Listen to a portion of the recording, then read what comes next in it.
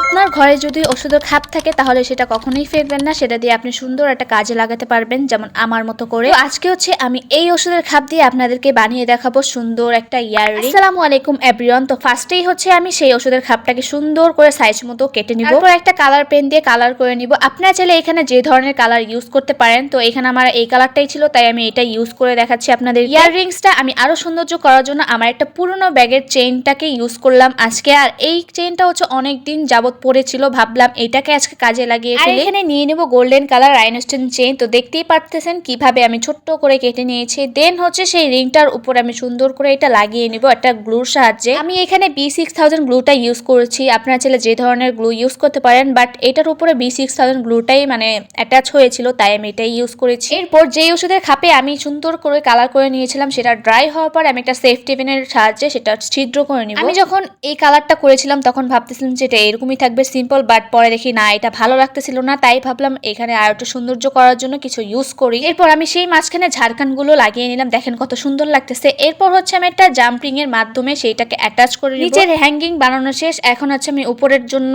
একটা হুক নিলাম, সেখানে জাম্পিং এর সাথে অ্যাটাচ করে নেব। তো এই হচ্ছে আমার ফাইনাল ইয়াররিংস, দেখতেই পারতেছেন। আপনারা অবশ্যই আমার ভিডিওটা লাইক কমেন্ট শেয়ার করে দিবেন বেশি বেশি করে। আল্লাহ হাফেজ।